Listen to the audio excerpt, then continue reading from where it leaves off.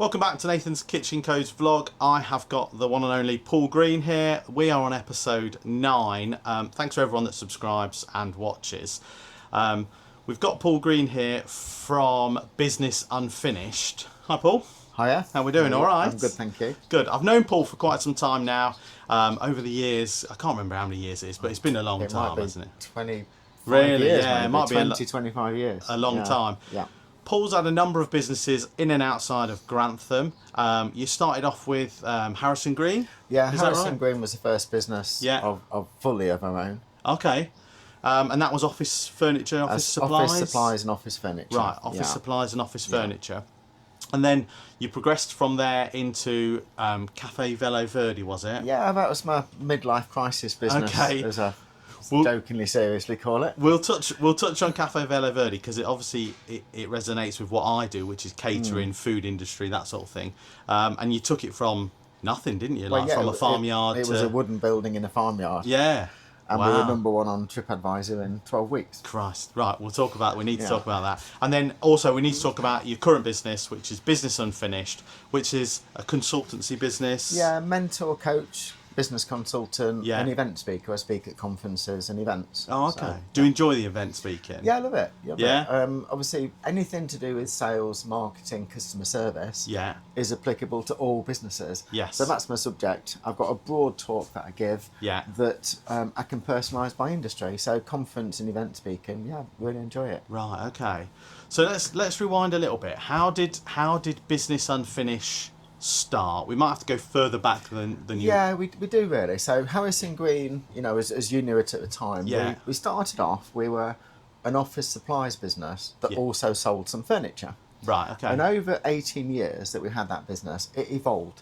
And we ended up being an office interiors company that also sold some office supplies. Okay. So you can't get excited about A4 white photocopy paper and post-it notes and paper clips after 30 years. Right. You just can't. So we were quite much more excited about designing offices. Right, So okay. it gave us more to sink our teeth into. Yeah, yeah. So selling office supplies put us in the place to sell more furniture. Yeah. So over time, we developed the furniture more and more. Right. So we sold less office supplies, more furniture, but it was a gradual evolvement over time. Yeah. And what that actually meant, we were part of a larger buying group, buying a marketing group for the industry. It was 155 members, but we were probably in the top 4 or 5 in terms of the volume of furniture that we sold. Okay. So they would ask me sometimes to go and help another member, who might be in Newcastle, for instance, of what they need to do to sell more furniture. Right, okay. So I'd go and help them. Yeah, yeah. So basically, I did more and more of that. Okay. I got more personal satisfaction from helping someone else and giving them my skills and knowledge Right. than I actually did when I got back trying to do it myself. Oh, okay. So that planted this seed of mentoring, mentoring and then, consultancy. Yeah. So 2015, we had the chance to sell Harrison Green. Right. We couldn't get excited about office supplies anymore. Okay. And I think, like, if you can't get excited about your business anymore, Yeah, it's how a hard can anyone sell. else? Yeah, you know? and it's a difficult sell, isn't it? Yeah. So someone came along, but we wanted to do furniture. Yeah. We wanted to do solely furniture, but on a much bigger scale. Okay. So Don't worry. So we had this chance to sell the business. Yeah. But we kept about a dozen customers that were furniture only customers. Right. Okay. So myself and my business partner Lee Alexander, we set up this business. So we'd run the previous business together for 18 years. Yeah. Our relationship was kind of like brothers, really. Yeah. And we'd literally let me rephrase that. We're like brothers without the arguments. Right. Okay. So we literally never had a cross word. We'd been short with each other a couple of times, and that was as much as it got. Right. Okay. We shared the same interests. I did skateboarding, he did BMX. We both snowboarded and so on. And we were a go-kart raced. But what we found was, when we then started this furniture-only business that we called Alexander Green, we couldn't agree on anything. Oh, okay. So we just both wanted different things. Right. I wanted to do more consultancy. He wanted to sell furniture 5 days a week. Right. So we realised we're going to fall out. We didn't fall out. Right. We realised we're going to.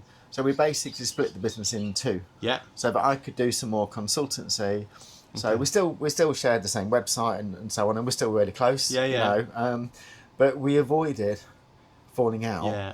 by making the change. Oh, okay. So basically, then I was Alexander Green, doing furniture and so on, Yeah. and then I started to look at consultancy. Yeah. But then out of the blue, I thought, I cycle, bit of a coffee geek. Yeah. I know, I'll open a cycle cafe. Right. That'll be a nice little side hustle for a weekend. Yeah, yeah. So, How did you stumble across that location? so I'd been leading some some group rides for the cycle club, Yeah, yeah. and we'd seen a postcard in a shop window Right. saying, "Come on a Saturday morning for this pop-up cafe at the farm." Oh, okay, So right. we went. It was somewhere different Yeah, yeah. to go to. We went only to find it all closed up. Right. And the farmer was there. I think he was painting the fence at the Yeah, time. yeah. And we said, "Oh, you know, come for the coffee shop, cafe, but it's closed." And he said, "Oh, yeah, yeah. You must have seen an old postcard. It's been closed for quite a few weeks." Right. And we're just put in a new building. Yeah, yeah. And he said, "I've got someone to take it over. We're going to reopen it in a few weeks." Okay. So didn't think too much more of it. Turned out that literally it was more or less a kitchen table with an espresso machine in the corner. Right. And it was that kind of a pop-up Oh, okay. on a Saturday morning. Yeah, yeah. And it was really for friends and family of the farm and the villagers to Yeah. come into. They could just nip in. Yeah. Yeah. That was basically it. And he cooked them some bacon rolls. Right, His okay. mum cooked the bacon rolls. Yeah, yeah. And they had an espresso. So I went back about 6 weeks later with the group, Yeah. hoping to see if it was now going to be open. Yeah. We arrived, still not open. Okay. So I spoke to him again, and he said, "Oh yeah," he said, "someone was going to take it over, Yeah. but basically it's fallen through. They've changed their mind, so I'm looking for either someone to take it over or someone to manage it. If you know anybody, send them this way." Okay. And it planted a seed. All And right. Okay. So I was going home, riding my bike, and thinking, yeah, that could be interesting. Could just yeah. And I went back and I had another look, Mm. and I could just visualise it. It was on a regular cycle route. Yeah. A lot of cyclists go that way. Yeah, There's a yeah. little village called Screveton, which Yeah. is just near Bingham in Nottinghamshire. Nobody knows it other than No. people that are local. Yeah, yeah. You know, if I say Screveton, no one knows. No, they don't. So I called the farmer and I said, "Oh, can I come back and have a look?" And I spoke to Jane, my wife, and I Yeah. said, "I've got this idea. I think we might open a cafe, a coffee Right. shop." And I got this like incredulous look. What? Yeah. Why? Yeah, yeah. Where are we going Where's to open it? where's Oh, this come from? Screveton. Yeah. Where's that? Told her where it was. Is that a Okay. big village? Right. Is it an existing coffee shop? No, it's a wooden building in a farmyard. It's been this pop-up on a Saturday morning with... We don't know anything about coffee shops. No. Well, we're drinking them. We know, Yeah. we know what we like. And it kind of went from there. Okay. So deciding to do it, to opening, was 3 weeks, Wow. which was a bit mental, Yeah. looking back. And one of the stories I often tell, and this would horrify you, Yeah. we spent £3.95 to open. Okay.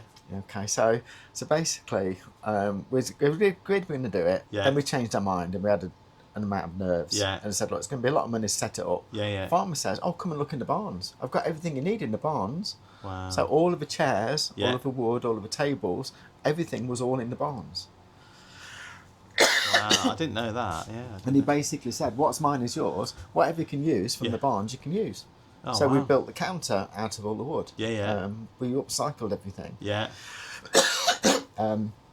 Eventually, I was there, you know, upcycling stuff, and I needed some black paint. Yeah. And I had to buy some black paint, which was for £3.95. Oh, really? Yeah. So the farmer had been out on his rounds. Yeah, the yeah. farmer around, came back. Said, "Oh, can I smell paint?" Yeah. I said, "Yeah." We had to spend £3.95 because once we was at a certain point, Yeah. it became a bit of a mission. Can we open it without spending anything? Yeah. Yeah. So we would just recycle everything. You know, Right, of okay. getting screws out of my shed to build things and what have you. Yeah. And we had this joke. "Yeah, you forced me to spend £3.95. Yeah. I said, "Oh, did not look in the second barn. There's a whole cupboard full of paint. Is that?" Right. And we could have done it. from Oh, there. okay. You could have done it. We had to buy the coffee machine. Yeah. So we bought the coffee machine on a lease, panini machine. But Yeah. basically, that's the only thing we bought. Really. Everything else was Upcycled. bag steel or borrowed, But yeah, upcycled yeah. from the barns. Oh, okay. So that minimised our risk Yeah, to yeah. open. Of course it is. So yeah. we opened in November in this wooden building in a farmyard. Right. And it all sounds wrong. As I Yeah. say it now, it all sounds wrong. It does sound scary, doesn't it? Yeah. Coffee shop Yeah. in winter. Yeah, aimed at so- cyclists yeah. only, Yeah. miles from anywhere, in Yeah. a village nobody knows. Yeah, that is proper scary, isn't it? Mm. How did you get to the name? How did you get to Cafe Velo Verde? How So, did you get to that name? So the cafe with two F's, CAFFE, Yeah. Italian coffee, Yeah. or green beans if you like. Yeah. You know, sorry, the Velo is the green. Velo is the bike. Okay. Verde is my surname, Green, but also green beans Right, from the okay. coffee. So So we it needed all- to make it clear Yeah. that it was aimed at cyclists. So we needed to have Velo in there. Okay, yeah. We wanted it to be cafe in that it was more coffee focused. It Yeah. wasn't a cafe. We didn't do full English, for example. No. Very limited menu. So the cafe made it clear it was about coffee. Right, The Velo clearly about bikes, bikes. yeah.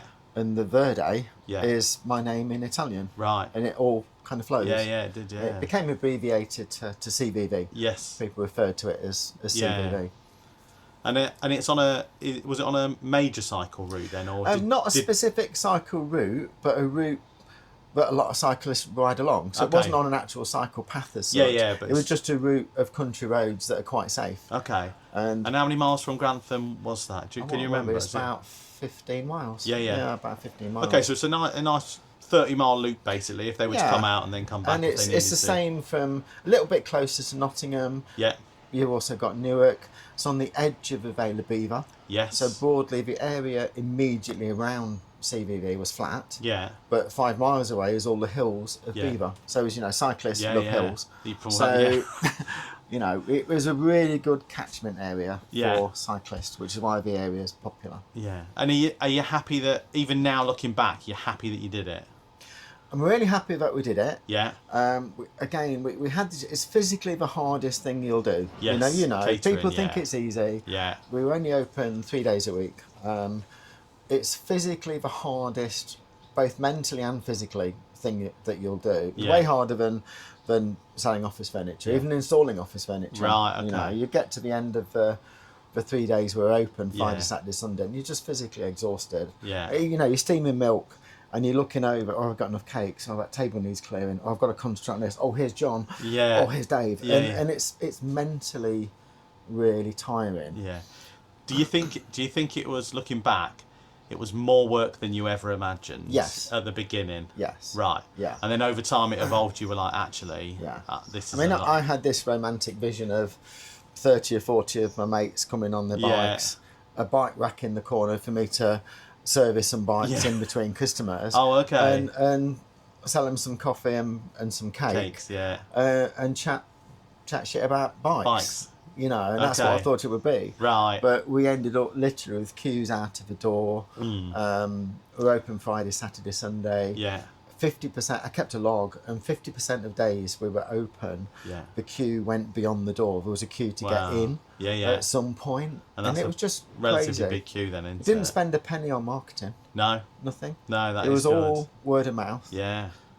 From a marketing point of view, we had a really defined target market Yes. of cyclists, Yeah. ideally in groups. Yeah. We didn't want yummy mummies coming on a Friday with the kids. Yeah. We just wanted cyclists. That was your niche. That was a and niche. that's So what's- everything was geared. And that's to what sets you out from being different from everyone else. Yeah. And that comes to one of the questions, like, you know, one of your businesses, what makes you different from your competitor? Well, you honed your niche that much that was your target market and your target audience. I mean, I've been as a cyclist to other cafes, coffee shops. Yeah. And, you turn up in the middle of winter Yeah. and you're muddy. You can't not be muddy. Yeah. It's a bit uncool for a lot of cyclists to have mud guards. you Right, know. okay. So you end up with a muddy stripe at your back. Okay. And you go into a coffee shop and you get that certain look. You're right here, you're all muddy. And there's 5 of you. Yeah. And that they don't really want you to sit on their chintzy Yeah. seat They're covers nice. or whatever. Yeah. So we constructed the whole thing from the barn. It was We all had like wooden, reclaimed wooden, wasn't it? We had Yeah, it wooden looked chairs, so lovely. it didn't matter. Yeah. The padded seats around some of the tables, we use coffee bags Right. as the covers. So Yes. when they get muddy, we just change it. Yeah. We can get loads of coffee bags, Yeah, as yeah. many as we want. So I wanted to avoid getting that look from Yes. for our customers. Yeah. So, we had a pump on the way in, we had oil on the shelf, they could oil their chains, Right. and they could charge their cycle computers up and so on. But because I was in the cycle scene, Yeah. people knew they Yeah. would come to you. Yeah. And one of my pet hates, there's a lot of cycle cafes around, Yeah. but they don't cycle. They think, oh, there's a target market. Let's hang a bike on the wall. Right, okay. Call ourselves a cycle cafe. Yeah. But they're not really. But you'd come from it at a different aspect, hadn't you? Yeah. You biked a lot anyway. Yes. So Yeah. you knew what people needed, Yeah. what they needed to be there. Yeah. And like you said, not having that look where a group of 10 guys or girls or mixed group turn up and they're all covered in mud and yet people are like, oh, I don't want them in Yeah, the shop. no, oh, like, come in. Yeah, like Come invite in. them in, we can clean Yeah. up, it doesn't matter.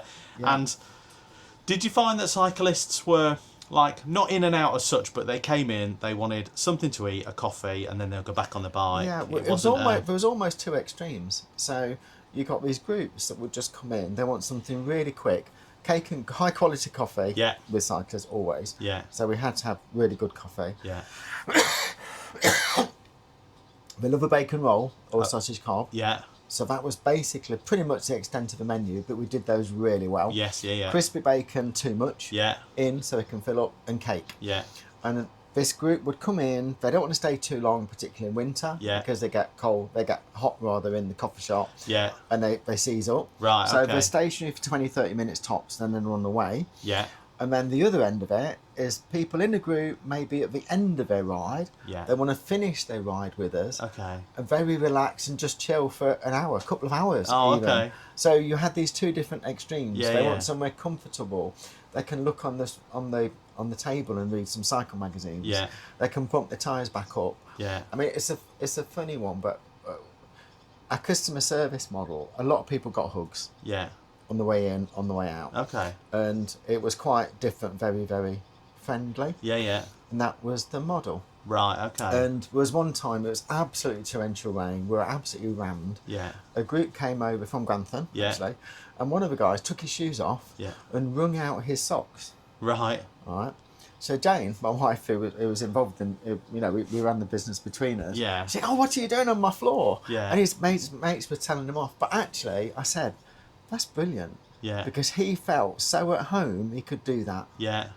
and that was one of the ways we were a bit different. Right, okay. You know, we wanted people to feel at home and Yeah, feel yeah, welcome. yeah. And the fact that he did take his shoes off Yeah. and wrung his socks out Yeah. because they were soaking wet, Wow. it wouldn't have happened in a lot of places. No. And I saw it as a good thing Yes. Yeah, yeah. because he was so at home. Comfortable. Yeah. He felt at home. Yeah. Yeah, no, that is good. And that is what we wanted to do. And you took that cafe from like we said, like a barn, pretty much just a roof of four walls. Yeah. Turned it into like Cafe Velo Verde into a lovely coffee shop, niche market, cyclists, etc. And then the pandemic was coming, or Yeah, we had an approach. It was physically quite hard, and Jane, my wife, was struggling with arthritis in knees and so on. Right, okay. I was struggling physically with it all. Yeah. It was a lot more demanding, and I'd ended up working 7 days. Yeah. Because that was Friday, Saturday, Sunday. Yeah. I was by now doing some consultancy. Oh, okay. So obviously I ended up working Yeah. 7 days. Yeah, yeah. And it was just too much. No. And someone came along, a throwaway line, he said, "What's your exit strategy?" Yeah. And I said, "Oh, someone come along, if I can have it." Hmm. And didn't think any more of it. And then the guy came back a week later and said, "What you said last week, was that true?" Yeah. I don't know, what did I say last week? And he, "Oh, yeah. Well, we're interested in buying." "Oh, let me think about it." Right. Yeah, okay. Yeah, And we got a valuation, and it quite surprised us how strong the valuation Yeah, yeah. was. So yeah, so we sold it, and we had to get some conditions. Yeah. One of the other reasons for selling, we were right on the limit of the building. We Right. didn't have 3-phase electric. Okay. We kept tripping the power supply Yeah. in the winter, particularly when everything was on. Yeah. We kept tripping it. We were right on the maximum. We did everything through a domestic 4-ring hob. Yes. Yeah. Yeah. We cooked 25 kilos of bacon a week Yeah. on a domestic 4-ring hob Right. and 3 domestic ovens, Yeah. Yeah. which was mental.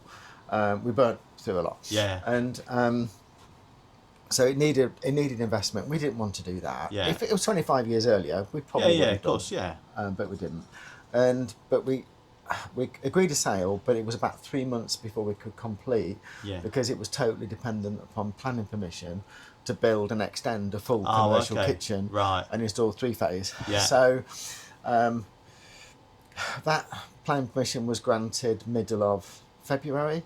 Yeah. So the owners then said, "Oh, can we complete in April?" Because they wanted to go on a tour to Australia. Right. And the pandemic was starting to happen then, and it was somewhere over there. Yeah. And I felt nervous that they would go off on this tour of Australia in a motorhome and not come back. Yeah, yeah. Because they love touring Australia. Right. And then the pandemic stopped them going. They were a bit nervous about getting back. So we completed the sale, and we completed it 5 weeks before the lockdown.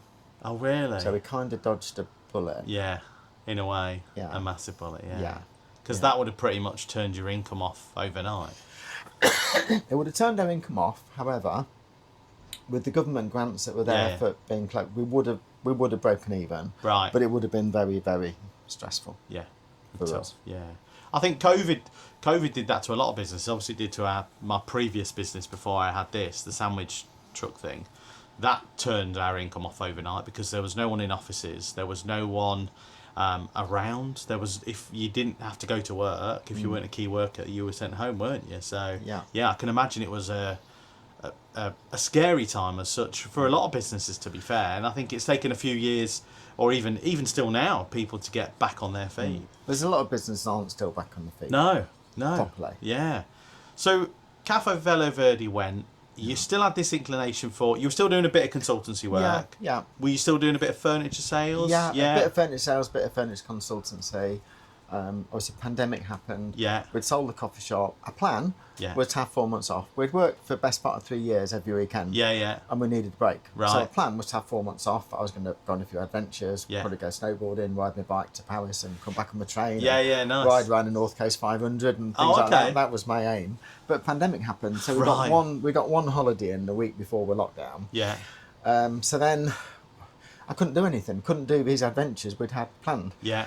I painted the fences like everybody else did at the time. Done their garden, done anything. I cleared out my workshop, did some odd jobs and that. Then I was bored and I was in danger of just spending money. Right. So I thought I need to do something. Okay. And I had to look for a government grant and I saw a role for starting a new business, see if there was anything.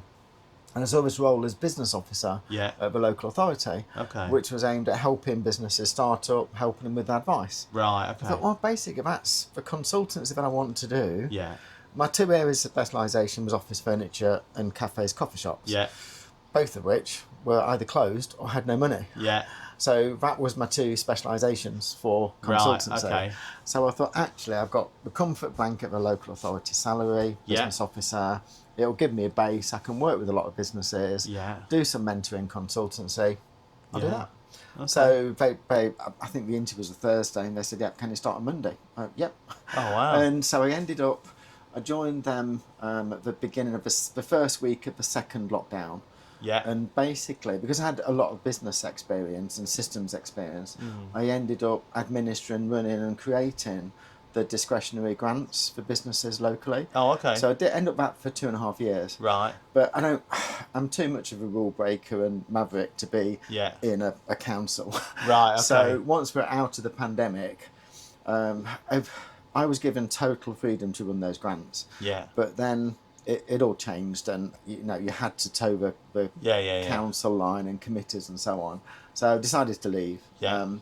But that role had brought me back into contact with Lincolnshire Chamber of Commerce.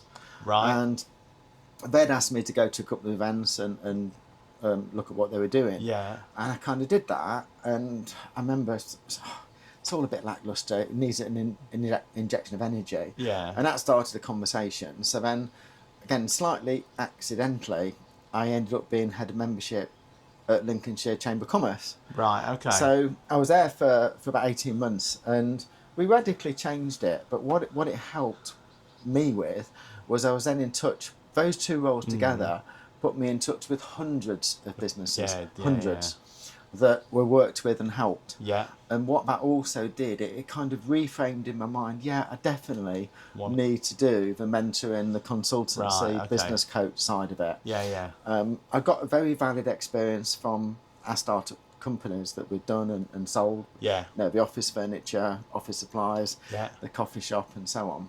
And that was what I really wanted to do. Right. So the role with the Chamber came to an end last December. Yeah. So I had a nice little break over Christmas. Was planning what I wasn't going to do. Yeah. And then I broke my leg in January. Yeah. So obviously that was all a bit of a roller coaster. But then, so I'm laid up, can't drive, obviously. I don't know how long I'm going to be able to drive for, how long I'm going to be off my feet for. And a couple of people came to me asking for some consultants, some help with sales and marketing. Oh, okay. So, well, I'm laid up, so I don't really want another job. I may as well do that. Yeah, yeah. So then I kind of just, again, fell into literally it. 10 o'clock one night, Yeah, I thought I'm going to register that domain name and get going. Oh, okay. So the name, Business Unfinished, had been kicking around for 3 or 4 years.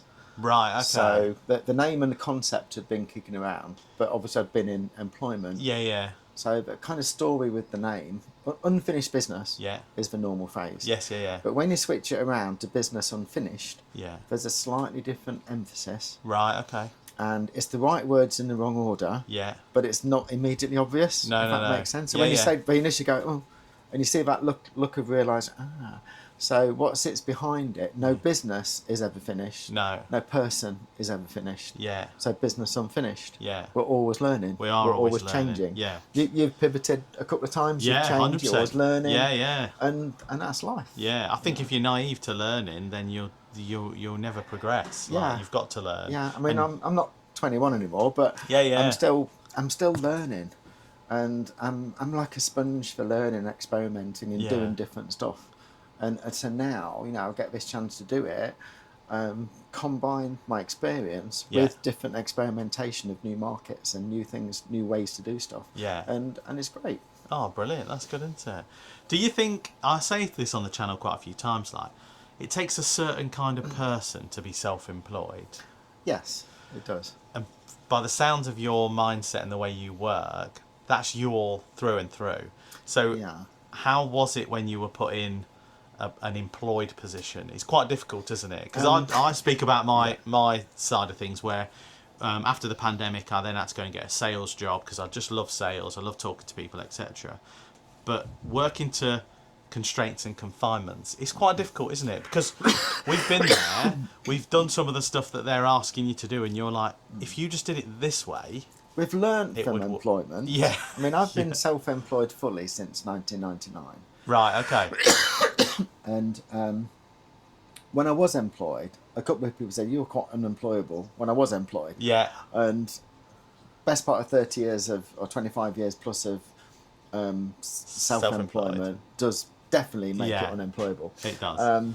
But there's a certain type of person, and without going off on another tangent too much, I skateboarded from the age of 14, and there was a little group of 4 or 5 of us that skateboarded when it was literally in its infancy. Right. And we went to the local council and we asked for some money to build a ramp. Okay. Because they'd built a skate park that wasn't very good. Right. So all 5 of that little group of us, 20, 30 years on, all own businesses.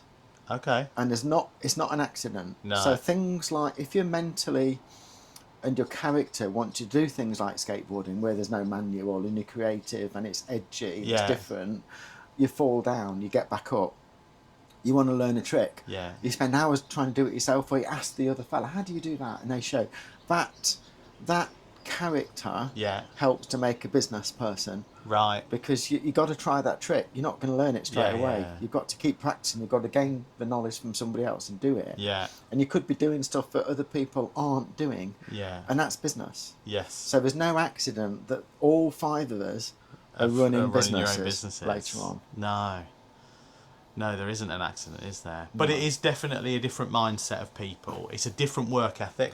Yeah. Because 100%. regardless, if you don't want to work today, that's fine. But your workload will be twice as much tomorrow, or the next day, or the next day. And you have to have the drive and determination to start on a day. Get up. Yeah. Get your work done, or plan, and I do say to a lot of people that self-employed isn't for everyone. If you've got a job and that's fine, and you enjoy it, and you love the 9 to 5 or the 8 till 3 or whatever it is, that's still okay. But there is a certain type of person out there sitting there probably watching this, procrastinating, like, shall I do it? Shall I start? What, if you were to give someone some advice that was starting a business tomorrow. Yeah, I mean, the obvious one, I know it's one that's been given already on the channel, but it's just do it. And just it get won't be right. Yeah. You'll make mistakes, but just do it. Yeah. So that's the obvious one. But the other one, obviously, it's not a bias, and yeah, I am a business coach. But the other thing is, get some people around you. Yeah. Whether it's a business coach, the business coach could be Yeah. the person that you're working for, the manager. Yeah, yeah. You know, watch what they do Yeah. right and Yeah, learn yeah. from that. Watch what they do wrong. Yeah. And learn from that too. So then you'll develop your own skills. Yeah. So I had two really good managing directors that were my mentors Right. before I started on my own. And I always say, if I could take both of them's good bits, they were almost opposite to each other. Oh, So right, if I okay. do the good bits of each. yeah, Yeah. and avoid the bad bits of each, Yeah. I'd actually be all right. Right. And I think that's kind of what I've done. Yeah, yeah. I had two really, really good people, and I'll always be thankful to them. So they were my mentors that were my employers. Okay. And an extension of that, I think when you're starting a business, I've got a friend, Tom Stansfield, who talks a lot about this, and surrounding yourself with the right people. Yeah. You won't be the smartest person in any room. No. Or you shouldn't be the No, smartest no. person No, in any no. room. And part of being a business owner, you will have a set of skills, Yeah. but don't be afraid to bring in the people Yeah. who have got complementary or better skills in certain areas. Yeah, yeah. And often when a business doesn't do so well, Yeah. it takes the owner quite a while to learn he's not actually does, the yeah. best at everything. But sometimes it's nice for other people to look from the outside in. Because sometimes when you're running your own business, not all the time, but when you're running your own business, you're so focused on, well, like me, I make smash burgers, I make Neapolitan pizza. I'm so focused on making sure that it's good products, good quality products, and I give some customer service. But actually, people looking in might go, well, if you did this, you'd be 2 times faster than you are now, or you would be able to get better reviews online, or do you know what I mean? Or have you thought about doing this? So I think in business and when you're self-employed, you, like you've said, you're pretty much an open book to take bits and pieces of advice from other people. Yeah. And other people that are doing not necessarily the same job as you, you know, like for yourself being coaching, and you've done really well with marketing and getting people to do reviews and that sort of thing. Like, it's just being open to just take some of that advice and take it on the chin. Yeah. Because we're all learning. Yeah, you don't. Everything is you do. You can't be the best at everything. No. You can't. No. You know. And if you, I always think if you think that you are the best at everything, and if you do, that's fine. I think that could hamper your growth in growing a business. Definitely. I mean, one of the things, obviously, I don't want it to sound like a bias, but even a new business, invest some time and some money in a business coach or a business consultant from day one. Yeah. But only one that has actually done it for themselves. Yes. So there are people out there that have got a qualification. Right. Doesn't mean they've done it. Right. Yeah. And Yeah, you've got to walk the path, haven't you? Yeah. In the real world, it's hard. You know. You know it. Sometimes people start a business thinking it's the route to riches. Yeah. But it can be. Yeah. But it's a very small number of businesses that truly it's the path to riches, and it's bloody hard work. It is hard. Yeah. It is hard. I still have people saying now. I did a post last week about Instagram versus reality. And I still have people now saying, well, you only open 3 hours a day, 3 days a week. And I'm like, if only it was just 9 hours. Yeah, I had that if only I just opened 9 hours. With CVV, you know, with Friday, Saturday, Sunday. But Monday was accounting day and do all the washing of the aprons and tea towels and so on. Yeah. And the Thursday before we opened was like, I know you put your videos out, doing your bookers run, doing your planning. Yeah. Once it's been open for a while, Wednesdays was pretty much taken up. There was always some odd job. Yeah, there's always something to do. Something's broken, something's not quite right, you've got to fix something. Yeah. So that would become Wednesdays. Yeah, yeah. So the 3 days open was 5 or 6 days, actually. Yeah, yeah. And people don't see that. No. I think maybe people should do a lot more behind the scenes, which I think they are now. Like on Instagram, TikTok and LinkedIn, people are actually opening up and being honest and going, yes, I'm only open 3 hours, but look what we have to do. Like, you know, making the dough, or like you said, going to get stock. Like today, we're recording here. When I finish recording here, I've got to go to Booker's. I've got to drive to Bingham to get my mints. I've got to go to Long Bennington to get my gas just for tomorrow. People don't see that. No. They just see the hatch open for 3 hours and that's you done. So. And the accounting. Oh, and the cleaning. And the social media. And the social media. Yeah, which social media in itself is a whole new ball game, isn't it? That's like a full-time job as well. So, what So with your business unfinished, business coach, business mentor, what stands you out? I think we have touched on it a minute ago. What stands you out from like your competitors? Because there is quite a few business coaches out there. Yeah. I think I know what you're going to say. I think you're going to basically say that you've already walked in the footsteps of having a business, so that helps you out. But anything else you can think that stands you out from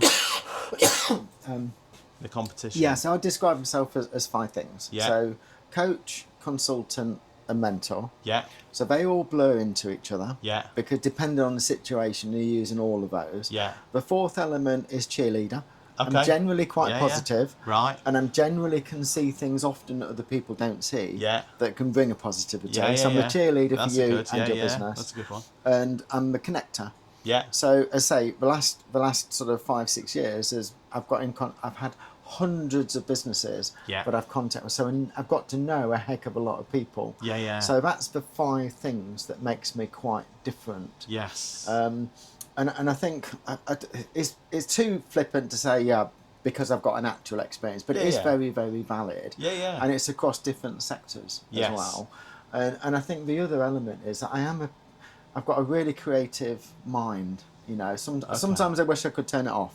Right. I describe it as a firework factory.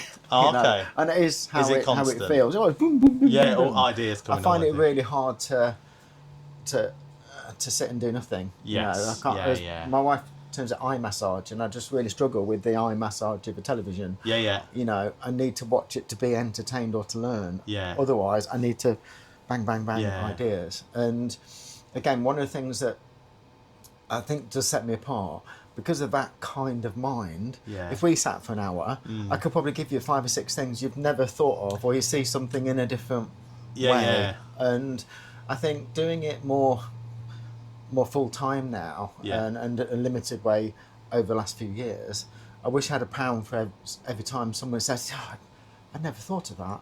Right. They've been in that industry, but you give them something they've not thought of. And I think that is probably one of my biggest strengths. It does sound a bit ego, but I just think differently. Yeah, yeah. And certain people do think differently, don't they? And think outside the box and creativity. And like I said, I always find looking in from the outside does help businesses. Yes. Because you can see stuff that they can't necessarily see. But only because, and not because they're missing anything, only because they're so focused on, I've got to do this, I need to make money, I've got to pay my bills, I've got to pay my wages, etc. So you do get blinkered, and you get on that train track of, you've got to open at this time, you've got to do this, you've got to do this. So someone coming in and going, have you thought about this? And they probably did years ago, but forgot it because they were on their journey and they're doing their thing. So there's a lot of little things. I mean, I watched a video on YouTube, Rory Sutherland lately, who's really good to listen to. But he had a thing about coffee shops that you'd relate to. Oh, okay. And if you close at 4:00 in a coffee shop, on the door closing at 4:00, no one will come in after 3:30. Yeah, yeah. Because they think, it's too quick. I'm not going to go in because they're closing up. The staff are mentally closed. Yeah. So you lose quite a lot of turnover. Yeah, yeah. So just open half an hour later. Yeah. And pay your staff after it. You will be full. Don't publish it on the door. Yeah, it's a stupid little thing, but going in, it just works. Yeah, it does. But someone's thought differently. Yeah, that is good, isn't it? And it supports some extra turnover. Because do you want to go into the restaurant or cafe that you know is closing in half an hour? Not in half an hour, no. Because by the time you've got your drink or your food, etc., it's going to be a rush to eat, isn't it? Yeah. So you don't go. No. So the coffee shop is losing custom. Yeah, yeah. Because they're artificially closing the doors early. Yeah. By putting that sign up saying when they're closing. The staff are switched off. The customers are switched off. Yeah. I find it very strange. I go to a couple of businesses that are just normal, and they say they close at 4, but like you've just said, where I get some of my ingredients from, at like 20 to 4, they're slowly starting to wrap down. Yeah. Where actually it should be they close the doors at 4, and then they start packing down. Yeah. Because it's stopping people by, isn't it? Yeah. So with CVV, we had this unofficial opening, which would be much closing, which would be much later. Yeah, yeah. We don't mind people coming in. Yeah, we say, no, come in. We might clean around you. Yeah, but that's okay. If we put the brush in your hand, then we'd like you to go. Yeah, then it's time. Yeah. But it elongates your opening. So it's a silly little example, but it's just where thinking differently Yeah. can actually generate quite a lot of business. It could do, yeah, couldn't it? Because to pay the staff another hour, you could generate so much more revenue. You've got to be open for cleaning. Yeah. So you've got staff who've got to be Of there, course they sorry, have, for yeah. cleaning. To clean down So, on that. so they're going to be there. Right. So you may as well elongate it a little bit longer. Yeah, yeah. You could well make more money Yeah. in that extra hour, half an hour to an hour, Yeah. by not closing at that time. No, that's a good tip. That's a good tip for you guys out there. So plans for 2025. I know you probably started the year in a bit of a like, oh my God, broke my leg. Yeah. You know, head here, there, and everywhere. You've now started Business Unfinished. You're doing your coaching, your mentoring, etc. What? Any plans for 2025? Like anything? Yeah, I mean, I want to develop more into conference speaking, Yeah. speaking events. You know, speaking at business conferences, business networking events. Yeah. I've got a talk which I currently do. It's based around customer service, Yeah. sales and marketing, and it can be personalised to different industries. Right. I draw a lot on CVV. Yeah. So we were number one on TripAdvisor. Yeah. The business is still number one, and we got that in 12 weeks, Wow. which is unheard of. Yeah, From an empty wooden building to number one on TripAdvisor. Yeah. So it actually gives me quite a lot of content now Yeah. to enable me to talk about that. Yeah, So yeah. conference speaking, I want to do more of that. Okay. I had a keynote just last week, actually. That was the first 45-minute full keynote Yeah. that I've done. But I'd like to develop into that. Okay. There's a couple of things I can't tell you about because No, that's there's fine. legal stuff. Oh, okay. But, Some secret stuff. But there is a concept we're calling Speakers Den, which is a group which is going to be very focused to speak people that want to speak Yeah. at events about their business. Okay. To give them knowledge, give them training Yeah, yeah. in a really close environment, supportive Oh, nice. environment. Yeah, yeah. So we're going to launch that in September. Right. Okay. So that's something I'm quite excited Yeah, by. yeah. Both to do it for myself, but also to help other businesses Yeah, with their presentation and speaking skills. Right, So okay. that's definitely on the pipeline for the second half of the year. Okay. Along with something quite exciting for December, but I can't tell you about it. Oh, nice. Well, I can leave you a teaser. We'll have to watch this space, won't Yeah. we? So, how do you find? I know we spoke briefly off camera. How do you find the public speaking, like the keynote speaking? Yeah, Do I mean, you- I really enjoy it. Yeah. It's not for everybody. Right. And some people believe they're really good at it to talk about their business. Yeah. But actually, they're just reading a business leaflet. Right, They okay. don't have the relevant skills. Yeah. Again, I was really lucky. One of those two mentors that I mentioned earlier Yeah. was also really good speaking. Okay. And he gave me some tips when I was 21, 22 Yeah. that are still quite there now. Still quite which prompt, is yeah, with you. practice, practice, practice. You've got to really know your subject. Right. If you need to read notes, don't do the talk.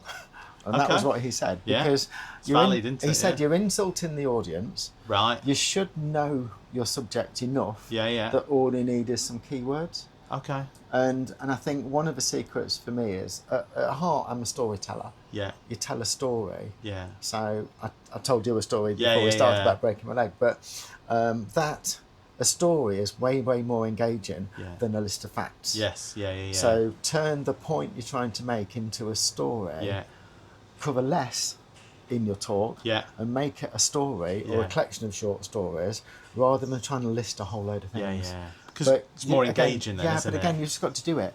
The more you do it, Yeah. the better you'll get at it. Whether it's riding a bike, whether it's cooking burgers, Yeah, yeah. running a business, Yeah. you just got to do it more. Right. Okay. And it is daunting speaking to Yeah. a bunch of people. I spoke to 180 people Is that how many at the there end was? of April. Yeah. Wow. That's the biggest Yeah, I've yeah. done it recently.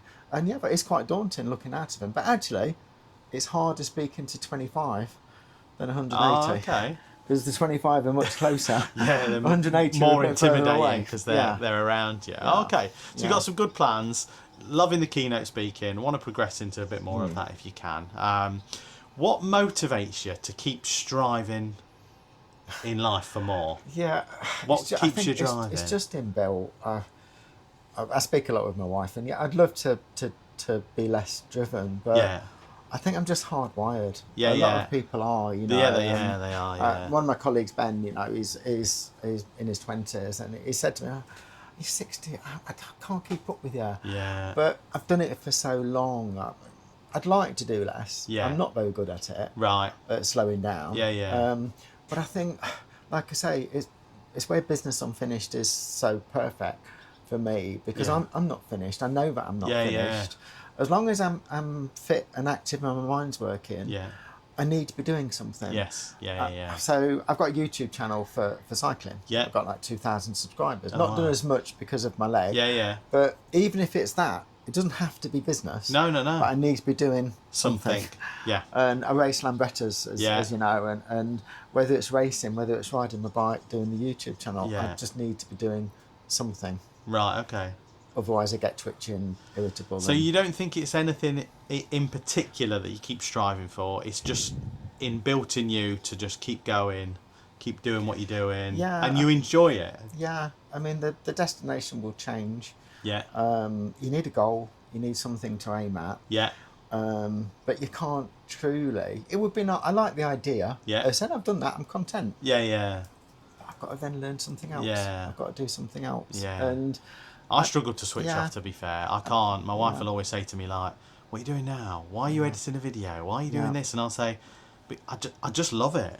Yeah. It sounds really geeky, right? And people might be listening, but one, I love business. Yeah. Two, I love social media. I think it's fantastic. Yeah. I think, like, there is a platform or platforms out there that are free to use to generate your own business. Yeah. And you can decide your own destiny by posting. Yeah, and people will watch as long as you're making engaging videos. Yeah. People will look at them. They will, they will yeah. follow. You know. Yeah. I'm still blown away. I've ended up with 2,000 subscribers. I know, that's and I'm incredible. I'm just that. riding down the road chatting rubbish with my mate. Yeah. Or taking the mickey out of each other. And they're not structured. They're Yeah. just generally informal. I'm riding along holding that But camera. I think looking that's at what it, but- people like, don't they? Yeah. They like watching real people doing real things. Yeah, I think equipment. I mean, we're making this on a very small camera there, but it's Yeah. amazing. Yeah. The quality of it, you would have needed to spend 25 grand. Yeah. 15 years ago. I know. And it would have been the size of half a room. Yeah. Now you can put it in your pocket. It is crazy, isn't it? It is crazy. So, plans for 2025, you've got, you want more keynote speaking, you've got some exciting things happening in September, which is the Den, did you say? Speakers Den. Which Yeah. sounds really, really Yeah. good. And then you've got some secret stuff happening at the end of December. Have you got any holidays in between? Are you going to try and have a bit of a break? Or are you just going to... Yeah? That's yeah? the plan. Yeah. Right, okay. Yeah. I mean, I wanted to be physically fit to Yeah. enjoy a holiday. But I'm not big on holidays, to be honest. Okay. I've never been attracted to big foreign holidays. Yeah. So I'm really happy in a cottage in the country, going off riding my bike or walking out from it. Yeah. So and the coast, I love being by the coast. Yeah. So yeah, no grand holidays, but Yeah. definitely some holiday, because obviously it's been an intense 6 months. I was going to say it's been a long time since you broke your yeah. leg. Okay, shall we make a burger? Yeah, let's make a burger. So what, as you all know, I always ask people to bring some ingredients on with them. I've got all the beef, the mince, the burger buns, etc. So what did you bring with you? So I brought some smoked streaky bacon. Okay. So I've referenced it in our coffee shop, but Nice. we used to sell 25 kilos a week Yeah. of streaky bacon. Right, okay. So I bought some nice quality naked Nice. streaky bacon. That So looks I've had good, this that does, before.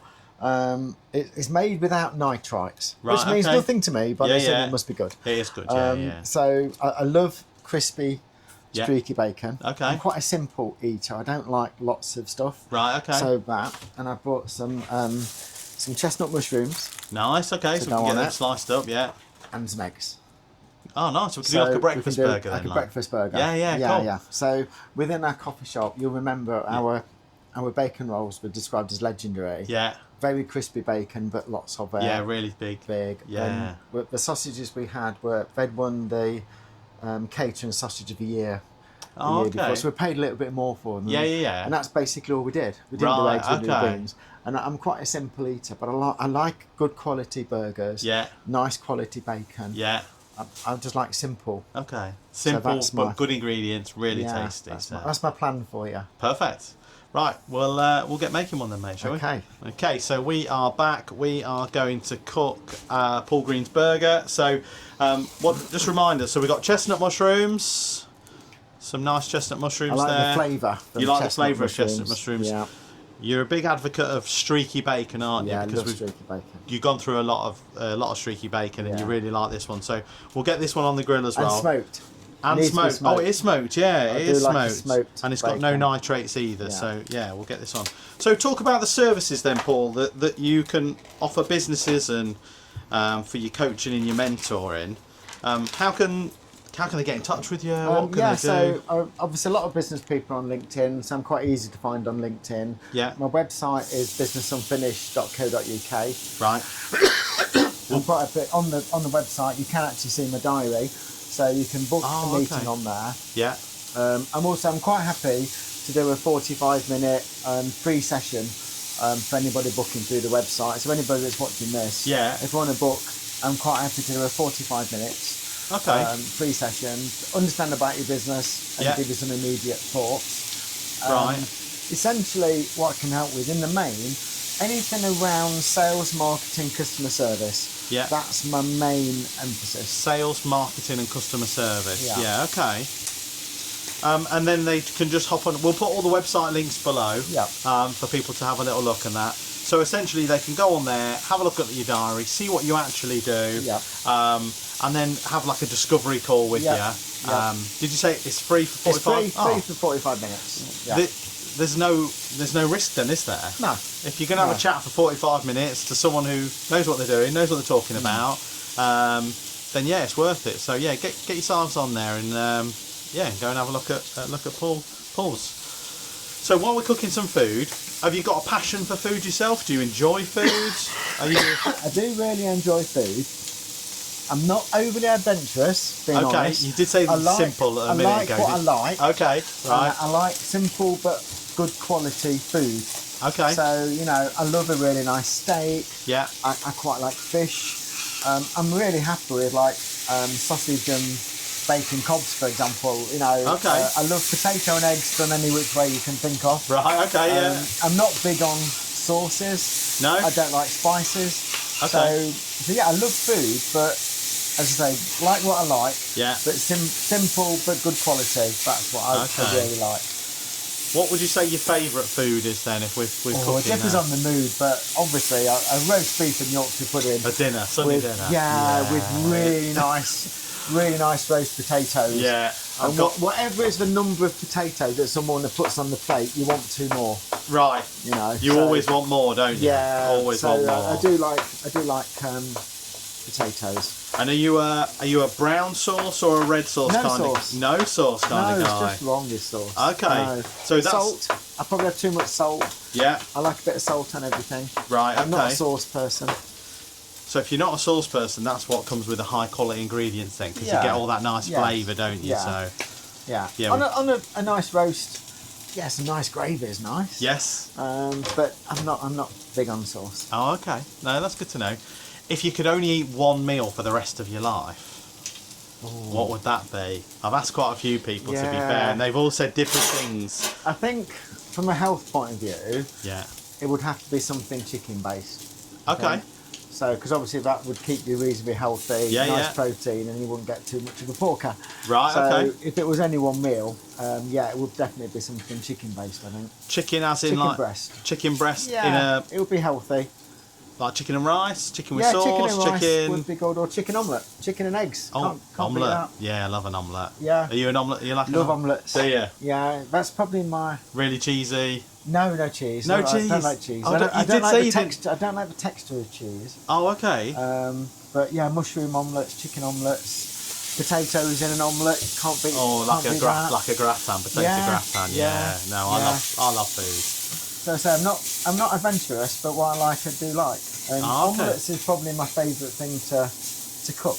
Yeah. Myself, Okay. Do you start them off in a pan first and then in the oven to fluff them up? No, it's all in the pan. Just all in the pan? Yeah. Oh, okay. And I quite like cooking outdoors as well. Yeah. So like if we're camping or anything away, there's nothing better than I'll often take mushroom, chicken and eggs. Yeah. So I race lambrettas and we can be sat there in the paddock and everyone's going off with burgers. Right. And I've got my nice healthy chicken and mushroom omelette. That sounds cool, doesn't it? Everybody has to come over and have a look, and they all secretly want one. Let's talk about your lambretta. Let's go off on a personal thing. Your lambrettas, was it last weekend? You did the endurance race? It's the first time racing since I broke my leg. Okay. It's an 8-hour endurance race. I've raced scooters on and off for 35 years, land Right. motors. I retired from full-on circuit racing about 10 years ago. Yeah. But I now just do the endurance twice a year. Right. So you're doing it as a team for 8 hours. Yeah. You've got rider changes, fuel stops. Okay. And it keeps my hand in. And how long does each rider race or on? About 40-45 minute stints. Could it be shorter? Could it be longer? Or Can is be it, shorter. it's just whatever? If you want to win, Yeah. you don't want to have too many because you're losing a lap every time you Okay. change. Right. Yeah. Yeah.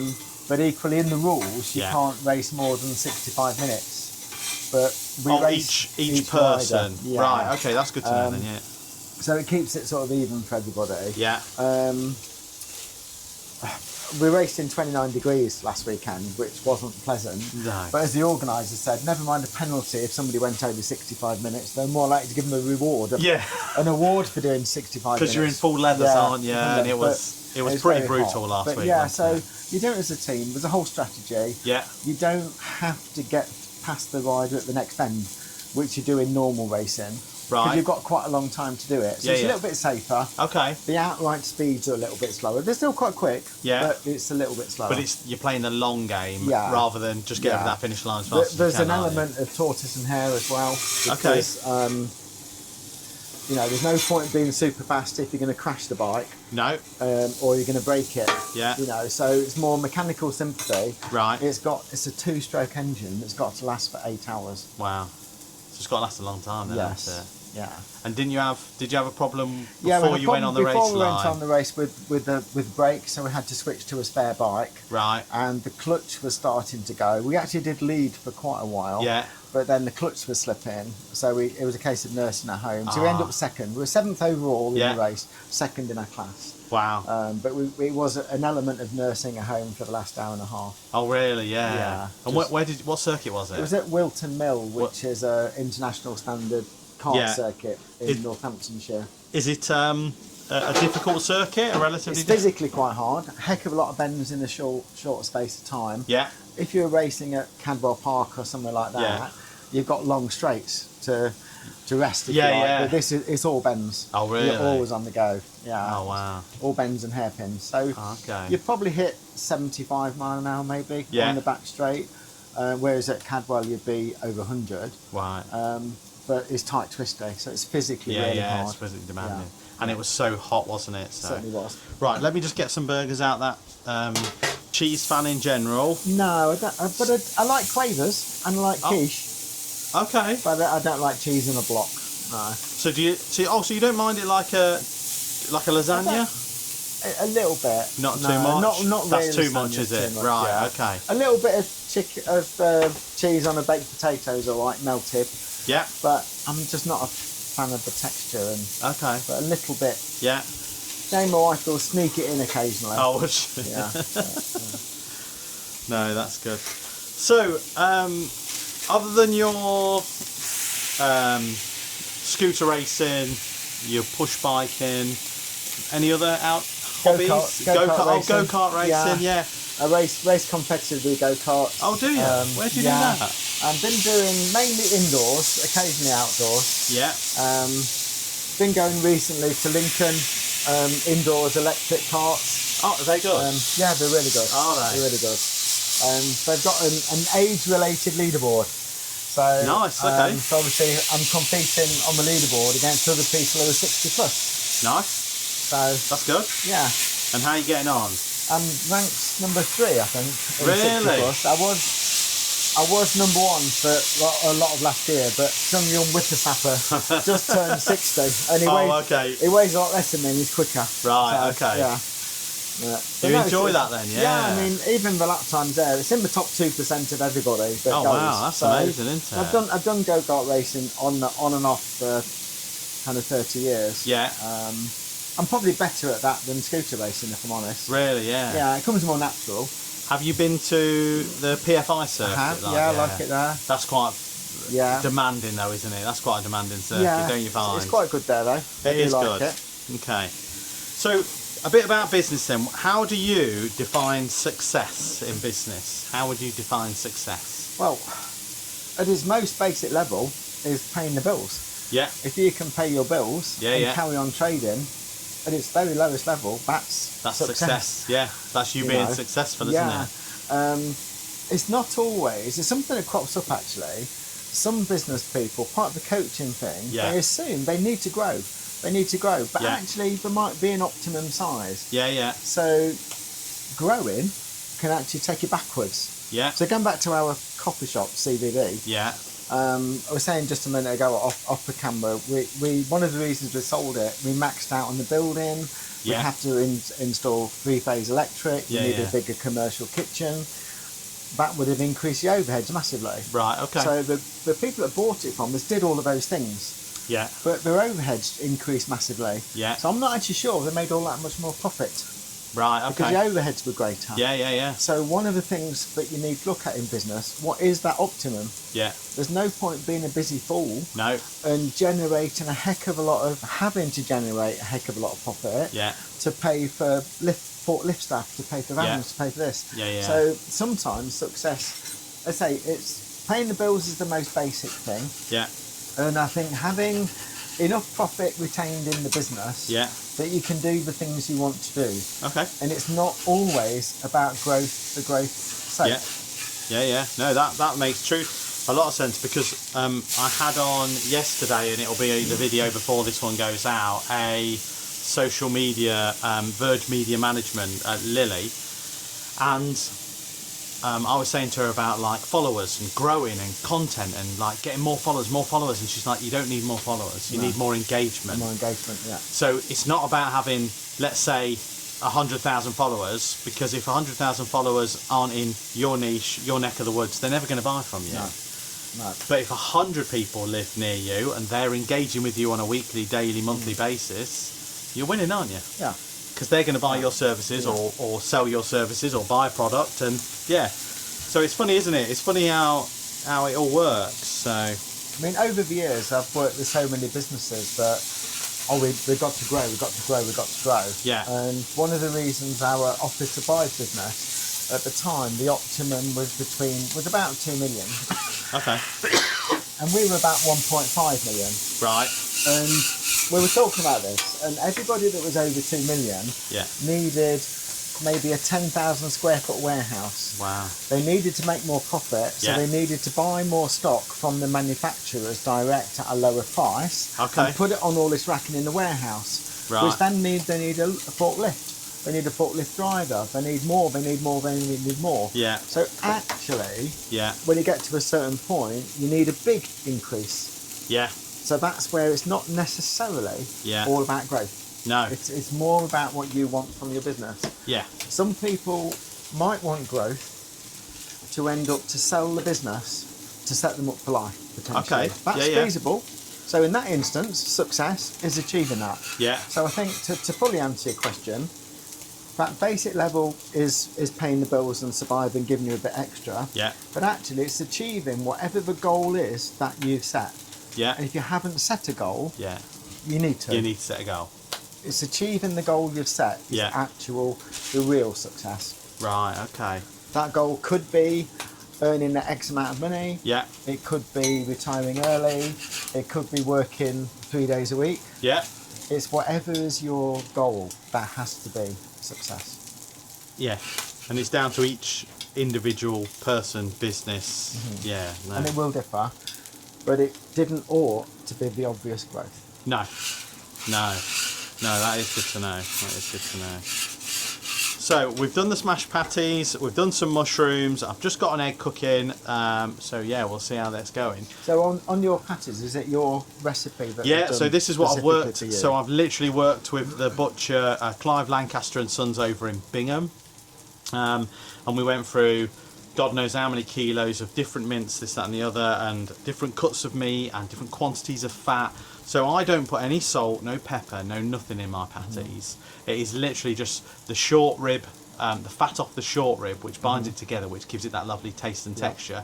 I've not had one burger in a whole year have any gristle in it. Right. Nothing. Right. So like it's really high quality. So yeah, I love Clive Lancaster and Sons are really, really good. And they'll do anything bespoke for me. Like this week I've had, I ended up doing an American takeover at Grantham Book Services, which Yep. is called Penguin House now. They've just been bought out by an American company, so they wanted American hot dogs. Right, okay. And an American hot dog, I don't know if you know, is made of beef, not pork. So Funny it's enough, beef sausage, I was not watching pork just sausage. this morning Nathan's hot dogs. Oh, in America, okay. and apparently they're very legendary. Oh, And funny enough, really? It came up for some reason on my feed. Yeah. I thought that's quite ironic. Yeah, that is ironic. Yeah, they're coming on here today. They're at Coney Island, Oh, nice. and they're legendary. Oh, are they? apparently. Yeah. So, yeah. No, so Yeah. we'll have to see what these taste like. Because you've not had a burger, have you? You've not had one of these. So No.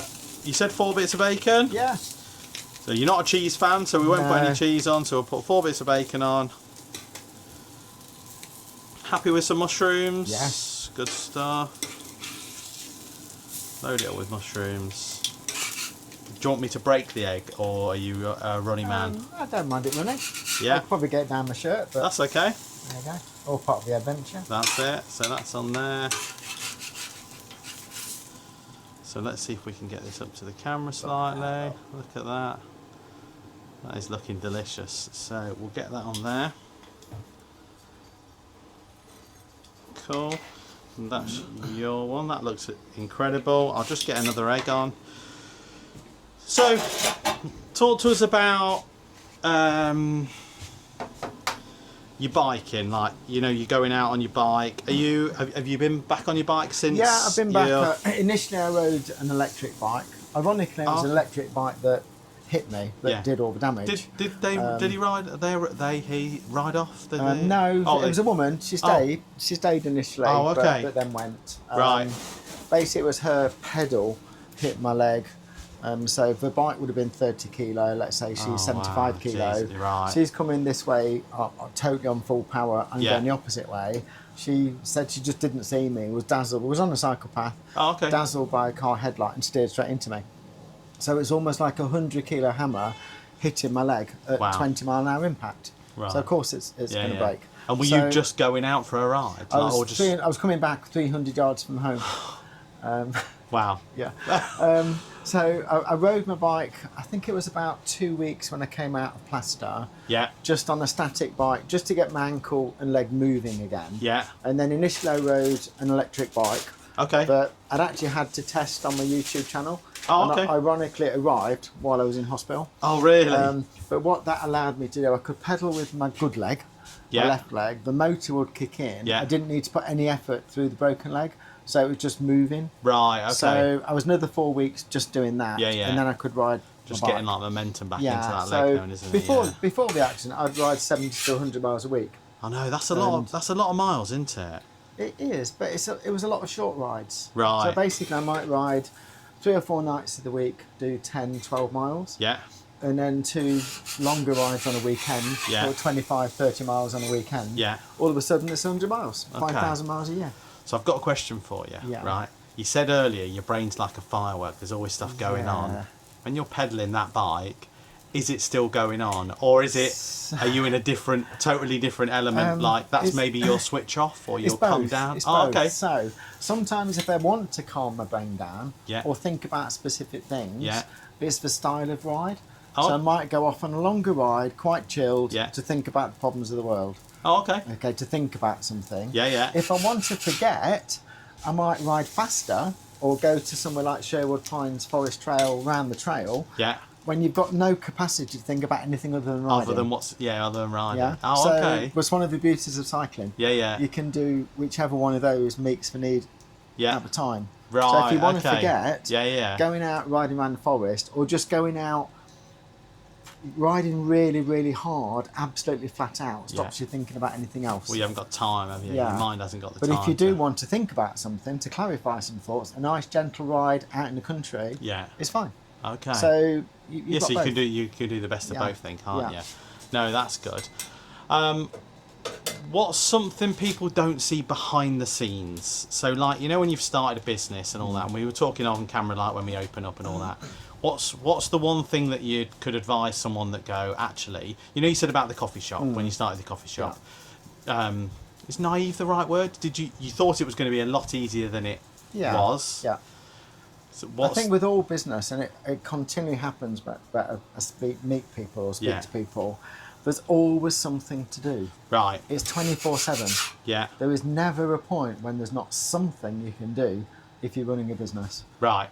It could be cleaning your van. Yeah. But you could always, unless you spent 12 hours doing nothing but cleaning it, Yeah, there's always something. Oh yeah, there's always a nook, a there's always- cranny. Yeah. Whatever. There's always a piece of paperwork to do. Yeah. There's in these days of marketing, there's always a social media post you could put on. Yeah. There's always something you can do.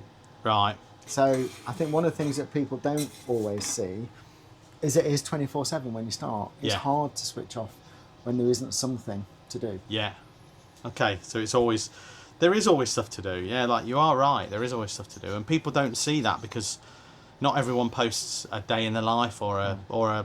It's a bit like a Truman Show, Yeah, isn't if it? you Like, want to work a set hours, Yeah. then be employed. Like you Yeah. said Yeah. at the Yeah. start. Just As soon as you're self-employed, yeah. there's something always needs to be done. No, there is. There's always something to do. So, right. Here's the burger. We're eating. So, can you see?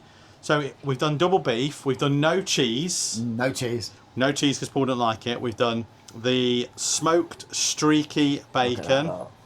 Yeah. We've done these lovely eggs. What are these? Are these like a free range? Tesco's free range. Yeah, but they're lovely. They look. Yeah. Look at these, brown or white, free range. Tesco's eggs, only the finest. So let's get some napkins because I think we're going to be a bit messy potentially. There's some napkins for you. I won't need all of those. No, surely. but I'll have some. Should we go straight in and Yeah. let's see what it tastes like? It might be a. Oh yeah, the egg's runny. I'm going to end up wearing this.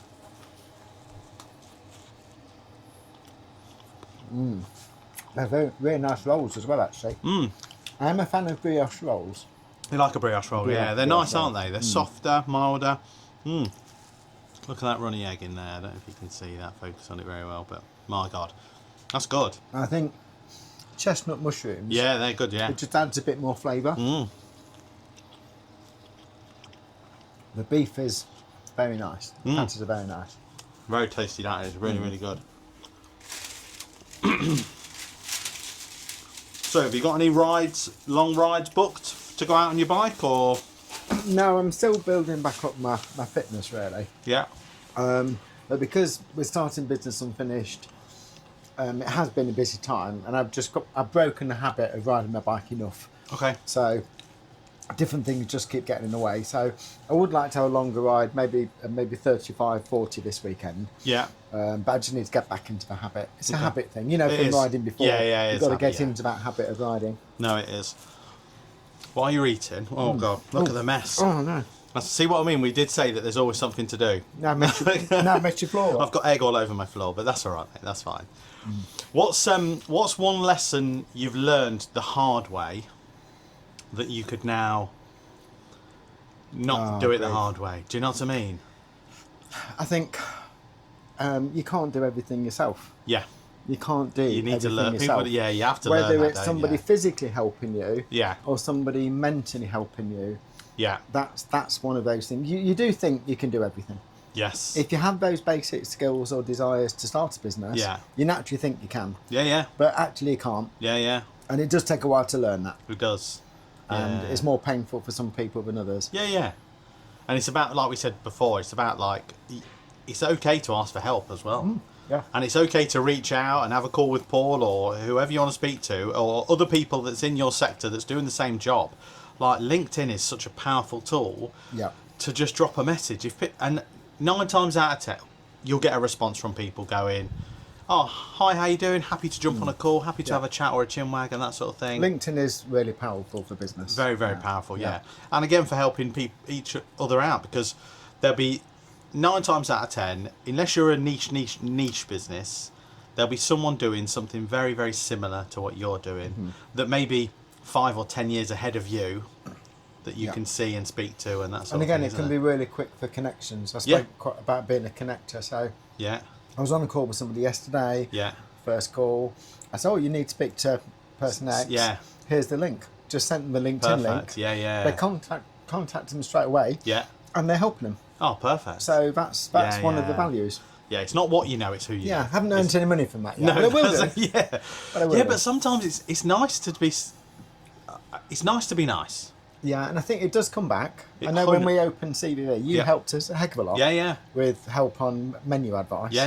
And in return, we've helped you on some Yeah, stuff. yeah. You know, and it's what goes Yeah. around does come around. No, it definitely I'm a does. great believer in that. It definitely does. I've got one question before you take your Yes. next bite, and then we'll finish. Okay. Dead or alive, who would you like to have a meal with? Ayrton Senna. Ayrton Senna? Yes. Yeah? Yes. Do you know what you'd ask him? Yeah, what happened in that last 2 seconds? Oh, really? Yeah. What happened? Okay. Because it's not conclusive. You know, we think his steering wheel broke that led him to crash, but did it?